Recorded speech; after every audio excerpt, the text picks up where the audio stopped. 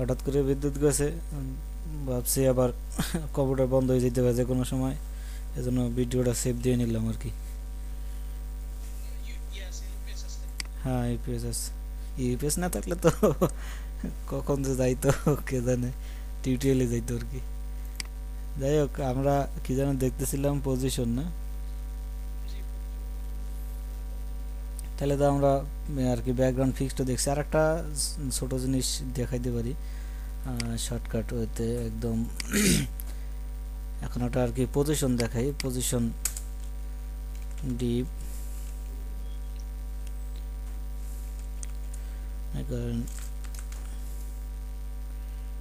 আরেকটা জিনিস দেখাই দিই একটু, মার্কিউ দেখছেন কখনো?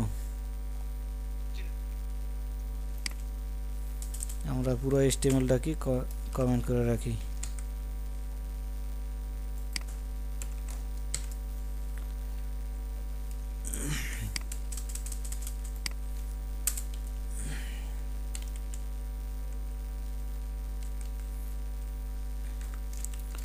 মার্কিউ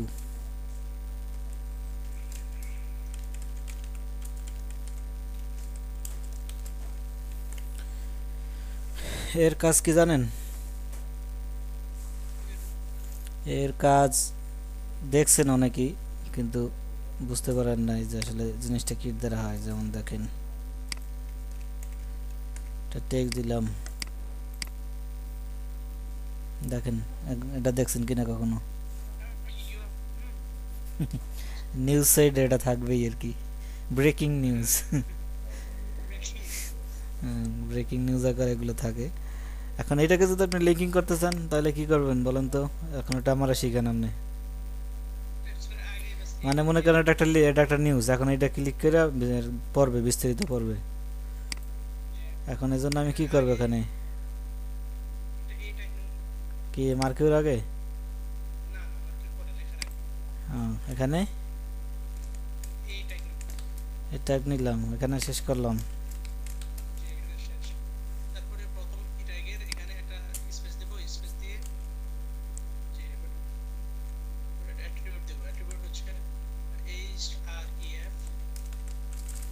এখানে যে কোনো কিছু দিতে পারি, আমরা হ্যাশ দিয়ে রাখলাম আর কি, মানে লিঙ্ক ডিজেবল, যে চলে আসছে। এরকম আপনি চাইলে একাধিক লিঙ্ক বানাতে পারবেন। আমি যদি এখন কয়েকটা লিঙ্ক বানাই দিই এরকম মার্কিউর ভিতরে, এখন কিন্তু একটা নিচে আর একটা চলে আসবে, আসছে একটা নিচে আর একটা, একটার পাশে আর একটা আছে টেক্সট লাইন আর কি, ডিসপ্লে ইনলাইন ব্লক হয়েছে, এখানে স্পেস দেওয়া নাই, যার কারণে একটার সাথে একটা লাগিয়ে রয়েছে আর কি। একটু ফাঁকা করে দিলাম। এখন এই জিনিসটা মনে করেন আপনার আসতেছে কোথা থেকে, বাম থেকে ডানে যাইতেছে, কিন্তু আপনি যদি চান যে ডান থেকে বামে যাবে, তাইলে এখানে এই যে মার্কিউ না, এখানে আপনি একটা স্পেস দিবেন, এরপর লিখবেন ডিউরেশন। কোথা থেকে আসবে এখন, যাইতেছে কোথা থেকে? হ্যাঁ, আমরা যদি রাইট লিখি সেক্ষেত্রে দেখেন রাইট থেকে লেফটে যাবে, আর লেফট থেকে রাইটে যাবে আর কি। মানে আপনি কোন দিক নিতে চান সেটা আপনি এখানে লিখবেন।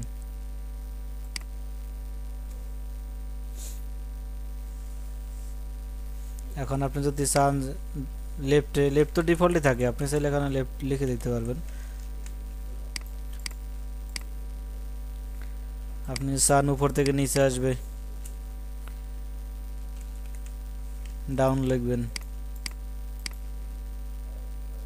তাইলে উপর থেকে নিচে। আপ লিখলে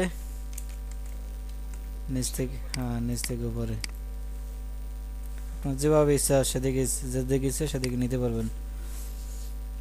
এখন এইটাকে যদি আপনি চান, এই যে লেখাটা এখানে আমি লেফটে দিয়ে রাখি বা কেটে দেই, কারণ ডিফল্টভাবে যেটা আছে ওইটাই থাকুক।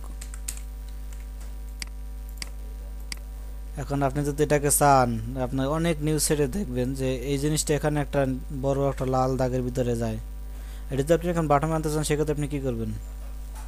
এই জন্য আপনার মনে করেন আমি টেক্সটটাও ইনেবল করে দিলাম,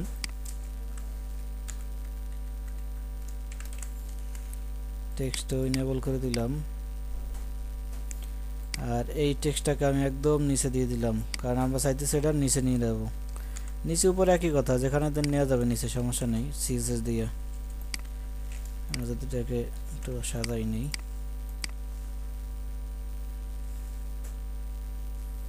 যেখানে এখন আমরা চাইতেছি এখানে যদি আপনার মাউস উঠাইও এখানে আমাদের নিচেই লেখাটা থাকবে। সেক্ষেত্রে কীভাবে থাকবে, এমনিতে আপনার এই লেখাটা আর কি, এই যে এখানে একটা ডিপ দিয়ে দিই আমরা, বা ক্লাস দিয়ে দিতে পারি।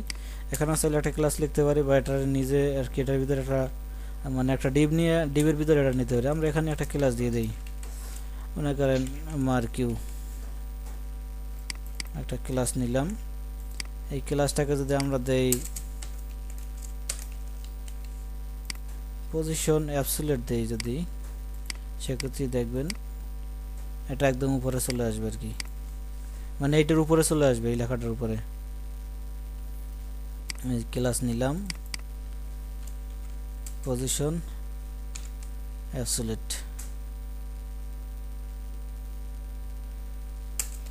Top 0 left 0। এর দ্বারা আর কি যদি আপনি পজিশন ব্যবহার করেন সেক্ষেত্রে আপনাকে টপ বা বাটম একটা দিতেই হবে, টপ বা বাটম একটা দিতেই হবে। যদি আপনি টপ বাটম না দেন সেক্ষেত্রেও পজিশন অ্যাবসোলিউট হয়েও একদম আর কি এই আপনার বোর্ডের বাইরে চলে যাবে। এই জন্য আপনি যদি টপ কেউ জায়গা মতোই থাকে, এখানে আপনি যদি টপ বা বাটম দিয়ে দেন, আমি বাটম 0 দিয়ে দিলাম, মানে নিচ থেকে 0। এই যে আপনার এখানে আপনার এই পুরো এর ভিতরে নিচ থেকে 0 থাকবে, লেফট থেকে 0,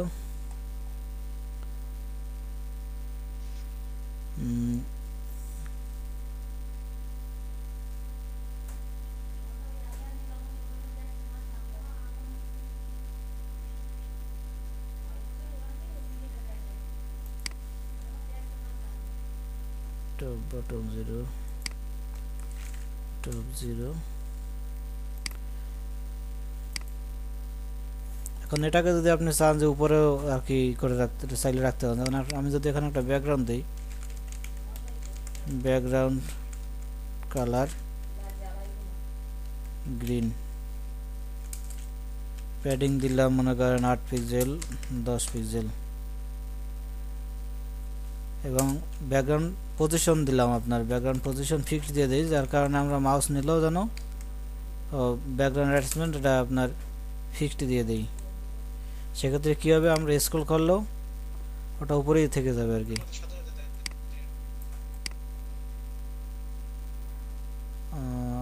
background position background attachment fix দিলাম।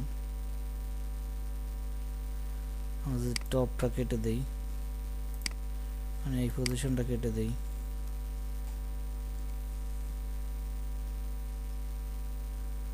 Background attachment fixed,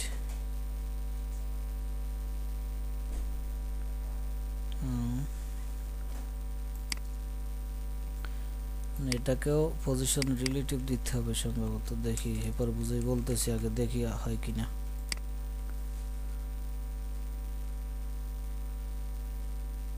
position fixed, scroll,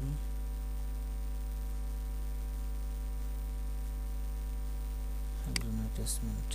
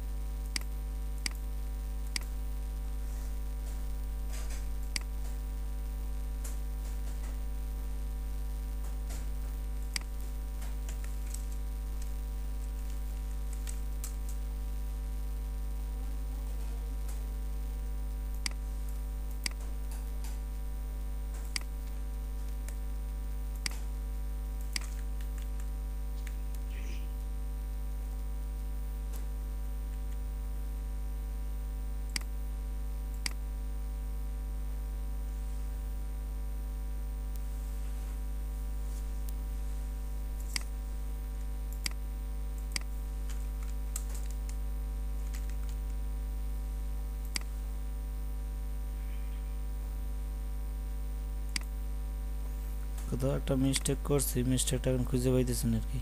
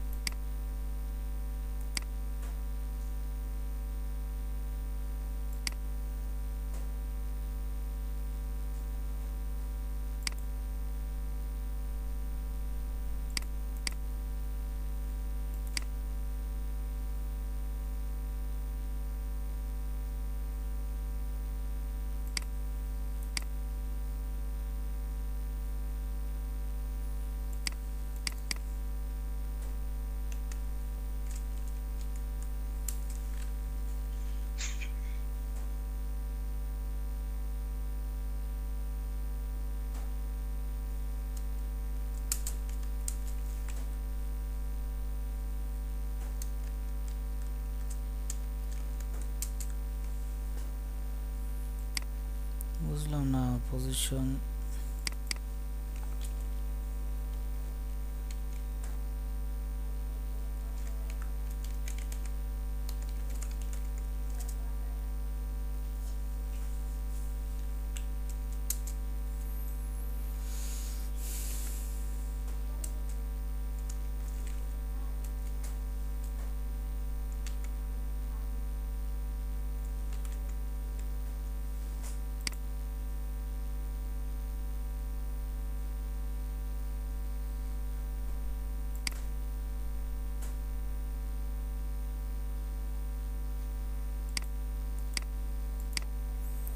এটা নিয়ে সময় নষ্ট করা লাগবে না, এটা আমি আবার পরে দেখা মনে।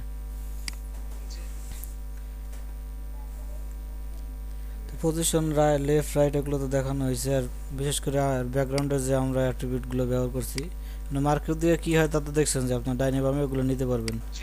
আর এখানে আপনার যে ব্যাকগ্রাউন্ডে আর কি, যে ব্যাকগ্রাউন্ডে যে কটা কাজ দেখানো হয়েছে এগুলো যদি আপনি এক করতে চান সেক্ষেত্রে একটু একটা জিনিস ফলো করতে হবে। যেমন ব্যাকগ্রাউন্ড যদি দেই, এখানে আপনার রেড কালার দিতে পারবেন, কোনো সমস্যা নাই। কালার দিলাম স্পেস, এবারে আপনি ব্যাকগ্রাউন্ডে ইমেজটা ব্যবহার করতে পারবেন। আমি এটা একটু কাট করে প্রথমে আমাদের বর্তমান ভিউটা একটু দেখাই দিই।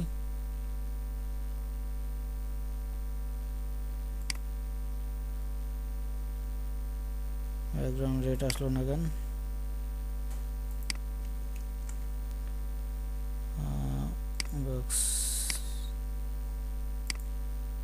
ও ব্যাকগ্রাউন্ড রেড আসবে, আমাদের এই ইমেজ আসছে এই জন্য আসে নাই আর কি, কভার দেওয়া তো। যাই হোক, এখানে এবারে আপনি ইমেজ সোর্স দিতে পারবেন, পরে নো রিপিট দিতে পারবেন।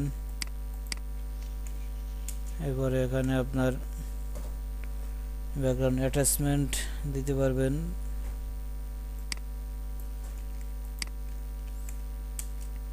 এবারে আপনার ব্যাকগ্রাউন্ড পজিশন, এবারে সাইজটা দেওয়ার ক্ষেত্রে আপনার এখানে অবলিক দিতে হবে, স্ল্যাশ আর কি। এখন আমি যদি যে এগুলা কেটে দেই সেক্ষেত্রে দেখেন কাজ করে কিনা। কাজ করে। আমি যদি এখানে আপনার কভারটা কেটে দেই, কভারটা কেটে দিলাম, তাহলে দেখেন সবগুলোই কিন্তু কাজ করতেছে। এখানে কিন্তু আমি নিয়ম ফলো করে কাজ করছি। এখানে একটা নিয়ম আছে, এক নিয়ম হলো আপনার কভার ব্যবহার করতে হলে আগে আপনার স্ল্যাশ দিতে হবে, মানে এগুলো তো স্পেস দিয়ে লিখছি, কিন্তু এখানে মাঝখানে একটা স্ল্যাশ দিতে হয়। আর এই কাজটা আর কি, যদি আপনি কভার কোনটার ভ্যালু বলতে পারেন, ব্যাকগ্রাউন্ড সাইজ, হ্যাঁ এটা হচ্ছে ব্যাকগ্রাউন্ড সাইজ, আর এই দুইটা হচ্ছে ব্যাকগ্রাউন্ড পজিশনের, এইটা হচ্ছে ব্যাকগ্রাউন্ড অ্যাটাচমেন্ট, এটা হচ্ছে ব্যাকগ্রাউন্ড রিপিট, এটা হচ্ছে ব্যাকগ্রাউন্ড ইমেজ, এটা হলো ব্যাকগ্রাউন্ড কালার। এখন এখানে যেটা বাধ্যবাধকতা আছে তার ভিতরে একটা বাধ্যবাধকতা হইল যে আপনি যদি ব্যাকগ্রাউন্ড সাইজ ব্যবহার করেন তার পূর্বে, অবশ্যই পূর্বে, পরে না, পূর্বে অবশ্যই আপনাকে স্ক্রল এই মানে পজিশনটা আপনাকে ব্যবহার করতেই হবে বাধ্যতামূলক। যদি আপনি ব্যাকগ্রাউন্ড সাইজ ব্যবহার করেন সেক্ষেত্রে আপনার পজিশন ব্যবহার করতে হবে, এবং তাও প্রত্যেকটা আর কি। এখানে আপনি চাইলে নো রিপিটটা মানে রেড কালারটা আপনি চাইলে আগে দিতে পারেন, ইমেজের মানে ইমেজটা আগে দিতে পারেন, এখানে আপনি কালার পরে দিতে পারেন, কোনো সমস্যা নাই, উলট পালট করতে পারবেন। কিন্তু এই যে দুইটা না, এটা হলো পজিশন আর এটা হলো সাইজ, এই দুইটা জিনিস আপনাকে সর্বশেষে ব্যবহার করতে হবে। যদি এই দুইটা ব্যবহার করতে চান সর্বশেষে, তাও যদি আপনি কভার ব্যবহার করেন সেক্ষেত্রে পজিশন অবশ্যই ব্যবহার করতে হবে। এখন আপনার যদি এমন হয় যে আমি পজিশন আমার দরকারই নেই, আমার পজিশন দরকার নেই, ইমেজটা আমার কোনায় থাকবে, কোনো পজিশন লাগবে না, সেক্ষেত্রে কমপক্ষে হইলো দুইটা জিরো দিতে হবে। দুইটা জিরো দিয়ে রাখি, পজিশন 0 0, মানে কোনো ভ্যালু নেই এটার।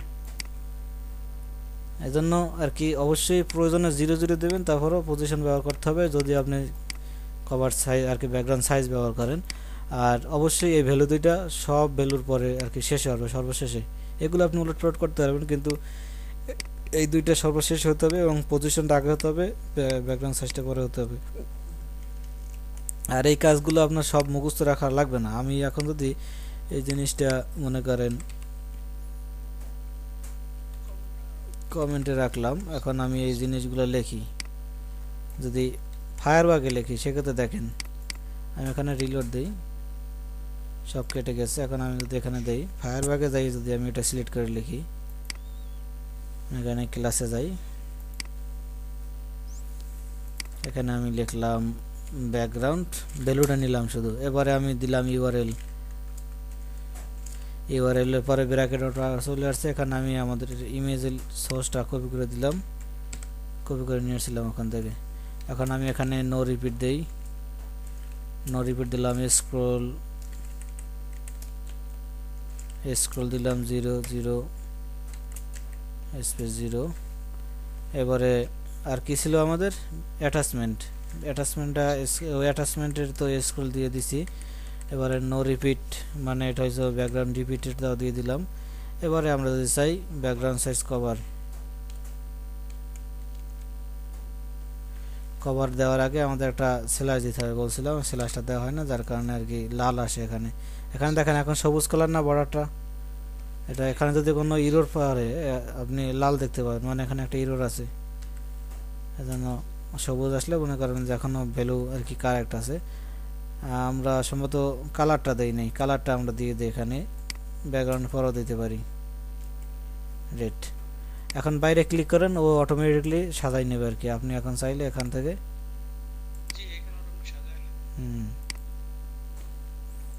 যদিও আপনি বলতেন যে আমি তো এখানে সাজাই দিছি, আপনি যদি এরকমেরও করেন যে মনে করেন এই সব লেখেন background background colour, background size cover চলে আসছে। Background colour green, background position centre না 0 দিয়ে দেই। এরকম এখন বাইরে ক্লিক করেন। এখন এরকম আলাদা আলাদা আছে না, কিছুক্ষণ পরে যখন কাজ টাজ করবেন হঠাৎ করে দেখবেন যে আপনার এখানে সব ভ্যালু এক করে একটার ভিতরে নিয়ে গেছে। এরকম মাঝে মাঝে দেখবেন, আর সবসময় নেয় না, মাঝে মাঝে নেয়। তো আপনারা কি আলাদা আলাদা বসাইলেও তেমনই নেই আর কি। আপনার নিজের মাথায় ধরা লাগবে না যে ভাই এরকম কোনটা সিরিয়াল কোনটা আমি করবো। আপনি এখানে মনে নাই, আপনি এখানেই লেখেন, ব্যাকগ্রাউন্ড সাইজ লিখে দেন। ব্যাকগ্রাউন্ড প্রত্যেকটা টেবিল আলাদা আলাদা ব্যবহার করেন, এখানে ব্যাকগ্রাউন্ড সাইজ কভার দিয়ে দেন, কোনো সমস্যা নাই। ও নিজের মতো করে সাজাই নেবে। আর যদি নাও সাজায় দরকার নেই, আপনি ভ্যালু এরকম নিয়ে নেন। মনে করেন এই ক্লাস সহ নিতে চাইলে, মানে এই ক্লাসটা সহ নিতে চাইলে এটা, আর এখানে যদি ভ্যালু নিতে চাই শুধু, সেক্ষেত্রে এখানে এটা নিতে পারেন। তো চাইলে এরকম ব্যবহার করতে পারেন, কোনো সমস্যা নেই।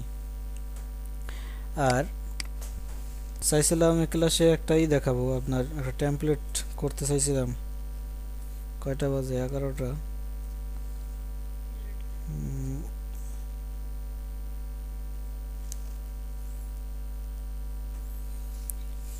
আপনার এটা কত মিনিট হয়েছে ক্লাস? দেখাবো নাকি, মানে আর কি টেমপ্লেট কি দেখাবো না আগামী ক্লাস দেখাবো?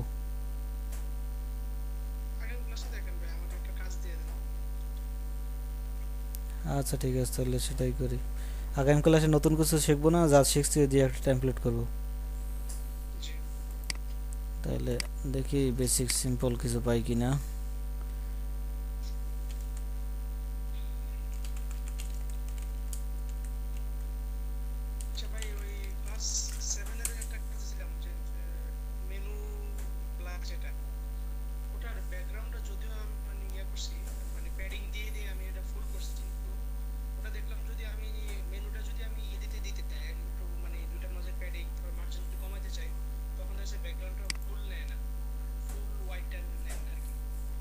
ব্যাকগ্রাউন্ড দিয়েছেন কি ইউএল এ, না আপনার আলাদা কিছু আছে?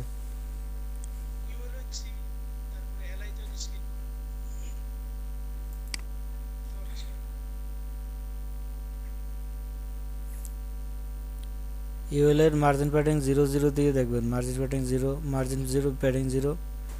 আর আপনার আপনার টেমপ্লেটটা দেখলে সব অবশ্য বুঝতে পারতাম।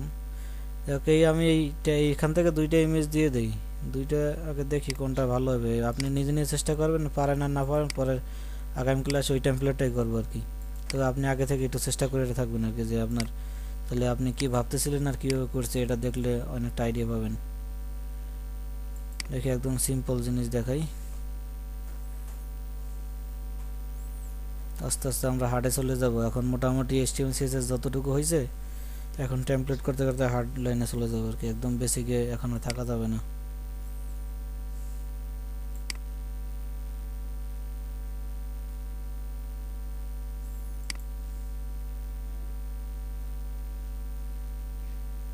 এর ভিতরে কোনটা করতে পারবেন আপনি মনে করেন? এটা? হ্যাঁ, তাহলে এটাই থাক, না পারলে আমি করে দেবো আর কি।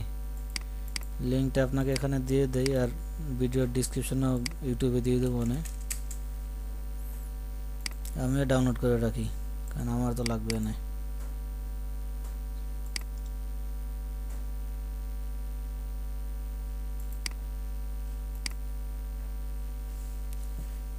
ঠিক আছে, তাহলে এটাই আগামী ক্লাসে কাজ রইলো। এরপরে আমরা আগামী ক্লাসে আপনার টেমপ্লেট করব, টেমপ্লেট করার পরে রেসপন্সিভ কী করে ওইগুলো নিয়ে আলোচনা করব।